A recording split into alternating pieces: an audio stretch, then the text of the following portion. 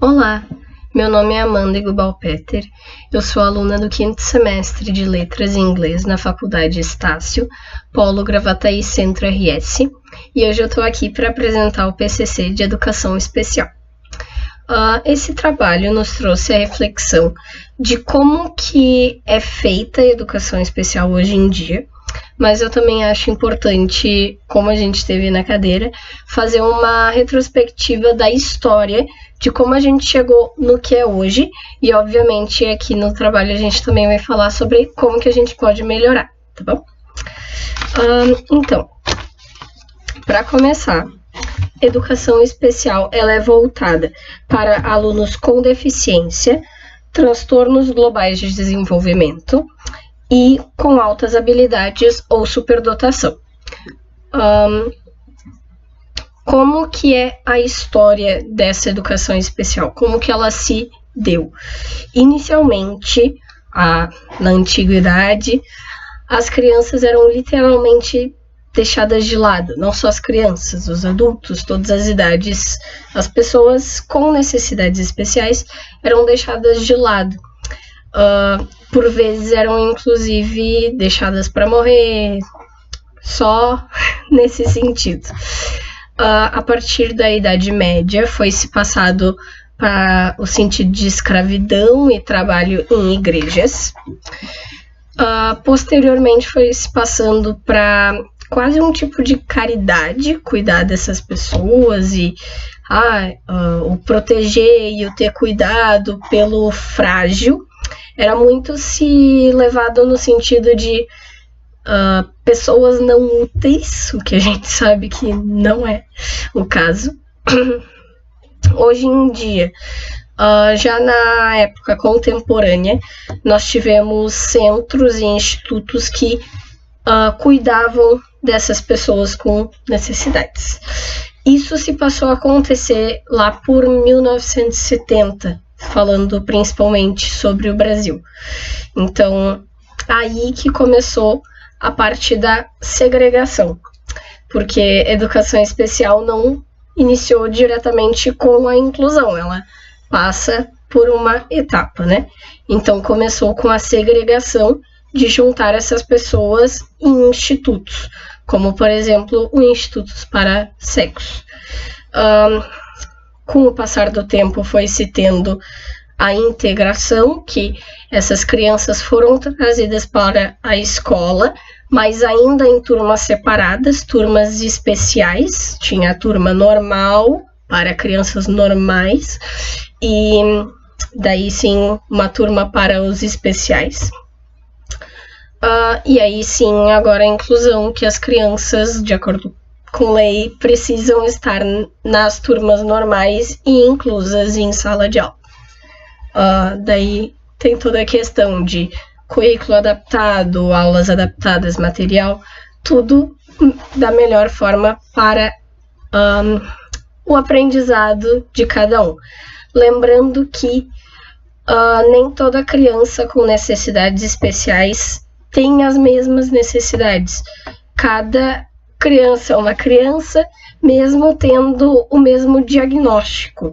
Então a gente pode ver, eu vou trazer exemplos de uma criança com autismo e uma criança com Down, sendo que eu conheço mais casos assim que é muito diferente um do outro. Então a gente não pode tomar com base, peguei uma criança, agora todas as crianças que eu pegar com este diagnóstico eu vou trabalhar dessa forma. Existem padrões, mas nem todo padrão é 100% fidedigno. Isso nunca vai acontecer. Todos, teoricamente, nós seres humanos somos da mesma espécie, mas todos somos diferentes. Então isso também vai ser tratado no projeto depois. Com a educação especial, a gente trata bastante de desafios. Obviamente foi uma luta, às vezes quase literalmente, para os direitos e para ter o que é hoje. Então não foi da noite para o dia que foi se feita a inclusão, mas É muita coisa a se falar. Então, a gente teve a Declaração de Salamanca, a gente teve a LDB, a gente teve a Declaração. Então, como que acontece a educação inclusiva? A educação inclusiva, hoje em dia, ela é baseada na adaptação, principalmente dos professores.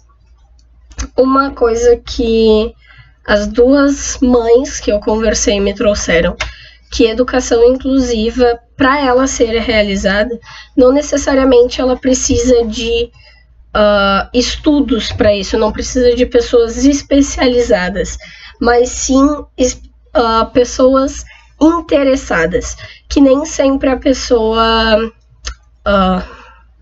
não ter a formação específica não significa que ela não significa que ela não tem preparo e não significa que ela não consegue. Óbvio, nesses dois casos foi pegos professores que conseguiam muito bem dar aula para esses alunos e não tinham a formação. Então, uma coisa que foi muito falado, principalmente com a mãe da Dora, a menina com Down, é que a falta de preparo para esses professores e a falta de interesse, principalmente, muda muito. Além do estigma que é botado neles, de que, como eu já falei, eles eram chamados de não úteis e pessoas com deficiência. Então, pessoas com deficiência é o atual, mas pessoas incapazes, isso é extremamente inadmissível. Um ponto importante para o bom funcionamento da educação inclusiva é o fato da conversa e diálogo intenso com os professores, o aluno adaptado, a equipe pedagógica, a família e os profissionais envolvidos com essa criança, ou adulto, no caso, porque a educação especial, ela garante a educação da educação infantil até o ensino superior. Então, é muito importante que haja sempre esse diálogo para se saber. Nem sempre, a gente que é professor, a gente sabe, nem sempre uma técnica que a gente aplica vai ser a melhor. Então, com essas crianças especificamente, é muito bom ter o contato com várias pessoas para se saber se essa técnica, essa forma de trabalhar realmente está funcionando da melhor forma e está trazendo resultados. Porque, como eu falei, uma criança é diferente da outra. Então, pode-se trabalhar o tempo todo até o momento com uma forma e agora se encontrou um outro quadro que vai ser diferente, então vai ter que ser trabalhado diferente. Isso a gente vê muito. Cada grupo de alunos é um grupo de alunos e não tem como enquadrar uma mesma aula, mesma forma de falar para todas as turmas. É muito, muito difícil. Alguma forma diferente sempre tem que ser feita. Então, isso é o legal de se dar aula também. A gente tem que estar preparado para tudo um pouco, né? Nesses casos dos alunos, a gente tem disponível vários recursos, inclusive a gente tem que estar preparado para muita coisa. Então, dependendo do diagnóstico desse aluno, a gente precisa ter Libras ou Libras tátil, podemos ter o sistema Braille, é possível se ter o Soroban, estimulação visual, o Tadoma, comunicação alternativa e aumentada, recursos ópticos. Existem várias formas de se trabalhar e não existe uma forma errada e uma forma certa. O importante é o desenvolvimento e a gente chegar a uma forma que todo mundo saia feliz e todo mundo consiga chegar ao resultado final. Eu acredito muito nisso. Como o professor pediu que a gente fizesse um projeto, então a minha ideia seria não fazer uma educação inclusiva, não seria incluir estes alunos. A minha ideia é fazer o contrário. Levando em consideração que todos somos diferentes e cada um tem suas facilidades e suas dificuldades, a minha ideia seria não adaptar a aula para a criança incluída. Seria trabalhar com essas diferenças. E trabalhando-se com as diferenças, a gente vê a necessidade do outro e a gente junta a sua necessidade com a do outro, a sua facilidade junta com a dificuldade com o outro, e assim todo mundo se ajuda. Então, o nome desse projeto seria uma educação especial para todos, uma educação em que todos são incluídos. O tema seria justamente trabalhar com essa sororidade, com essa empatia e com essa forma de que quando a gente é pequeno ainda, a gente tem muito que aprender. Então, se trabalhando isso desde o início, a gente com certeza vai criar melhores pessoas para esse mundo.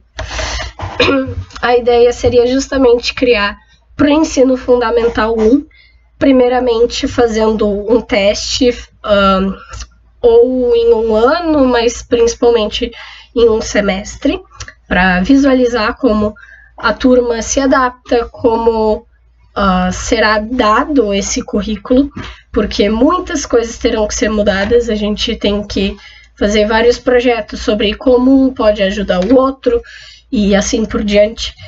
Então, por que, antes de seguir, por que eu decidi fazer assim? Porque o que acontece? A criança, eu tô falando criança porque foi o jeito que eu conversei com as mães. Uma delas tem 9 e a outra tem 17, tem quase a minha idade. Mas eles estão ainda no colégio, então eu tô chamando dessa forma. Eles estão na turma, mas por vezes essa pessoa com necessidades especiais, ela está na turma, mas com um tutor. Então ela tem acesso ao tutor, nem sempre aos colegas. Então ela tá ali, mas ela não está inclusa na turma, entende? Então seria justamente isso. Ela, por vezes, nem sempre vai entender o porquê e pode, inclusive, se sentir frustrada por ver os outros trabalhando em conjunto e ela não. Então, a ideia seria justamente trazer essa coletividade de toda a turma trabalhar junto. A forma de se fazer isso seria justamente a adaptação das atividades, trabalho com o projeto e, posteriormente, o projeto político-pedagógico da escola, porque ter uma escola que não tem só no papel, porque a lei pede que seja uma escola inclusiva, mas realmente ser uma escola inclusiva e que trabalha com as diferenças de cada um e não só trabalha no sentido de o fulaninho é dessa forma, mas mostrar e valorizar essas diferenças. Tem uma tirinha que eu acho muito legal. A gente não pode avaliar um leão, por exemplo, sobre a capacidade dele de voar, como a gente também não pode avaliar uma minhoca da capacidade dela de subir em árvore. Cada animal é diferente, então cada ser humano tem capacidades diferentes.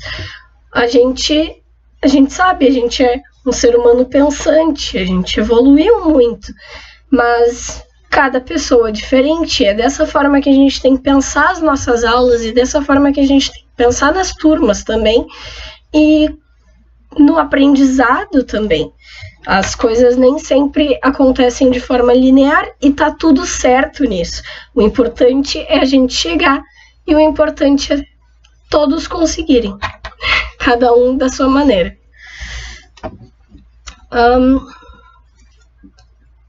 A avaliação das atividades seria justamente por conta disso, verificar. Nem sempre notas seriam a melhor forma nessa prática. Notas no sentido de notas de 1 a 10, mas notas de atingimento. Se a pessoa conseguiu atingir o problema, conseguiu entender o conteúdo, essas coisas. E seria isso. Uma frase muito legal que posteriormente a gente vai colocar agora no final do vídeo, a nossa entrevista com a mãe da Dora. Eu conversei com 2 mães. A mãe da Dora, que é uma menina com Down, com 9 anos, e a mãe do Arthur, que tem 17, que ele tem autismo. A entrevista com a Dora eu consegui gravar, mas a entrevista do Arthur, que eu fiz primeiro, ela me ajudou muito a abrir os horizontes. Em ambos eles tiveram facilidades e dificuldades no processo deles. A Dora, por exemplo, antes de entrar para a escola de grande, na escolinha e no balé, ela foi muito, muito bem acolhida. Mas, infelizmente, na escola não, que é onde ela vai passar a maior parte da vida dela. Então, e com o Arthur já foi diferente. Com o Arthur ele começou tendo uma péssima experiência e só agora, depois, tem essa diferença também. O Arthur teve um diagnóstico tardio. Ele teve um diagnóstico quando ele já tinha 14 anos. Então ele tinha-se a visão de que ele tem esse enquadramento de criança normal e não normal, mas tinha-se essa visão, mas ele só foi realmente ter um diagnóstico aos 14 anos. Então, a partir deste diagnóstico, ele foi trocado de turma depois de muita insistência, e assim ele encontrou também colegas e professores que acolhiam ele. Então ele só foi ter felicidade na educação dele depois do diagnóstico em 2019, e agora a gente está em 2022 e ele está se formando esse ano. Então tem toda essa questão também. Uma frase que a mãe da Dora, a Adriana, me falou, que ficou muito assim, é que seremos melhores seres humanos se lidarmos melhor com as diferenças. Então, esse projeto é justamente para isso e esse trabalho é justamente para isso. Eu quero agradecer aos professores que trouxeram essa temática, a todos que lutam por essa causa, porque como todas as causas, a maioria das causas, essa é muito digna. Então, a gente precisa pensar nessas diferenças e precisa pensar em como fazer do nosso planeta e do nosso convívio um lugar melhor para todos e não só sobre uma parcela da sociedade. Uma coisa que ela também me falou é que, no caso, ela usou o nome da filha dela. A Dora vai ser o que vocês proporcionarem a ela, que foi algo que falaram para ela no nascimento da Dora. Então, do aluno, inclusive, a gente pode se ter tudo, contanto que a gente proporcione isso. Então, desde que eu tive essa conversa, eu tento pensar dessa forma. Os alunos são o que a gente mostrar para eles e o que a gente proporcionar para eles. Eles, como todos, a gente está aprendendo. Então, se a gente não tem aquela visão ainda, não tem como a gente chegar ao resultado. Então, muitas vezes não tem como cobrar, óbvio, não tem como cobrar de alguém aquilo que não é passado para ela. Então, a ideia desse projeto é justamente isso, trazer as diferenças e, assim, a gente aprender a lidar melhor com as coisas. Uma frase só para finalizar, que eu achei genial, do Carlos Drummond de Andrade. Ninguém é igual a ninguém. Todo ser humano é um estranho ímpar. E assim todos são diferentes. Novamente, obrigada pela atenção. E é isso. Tchau, tchau.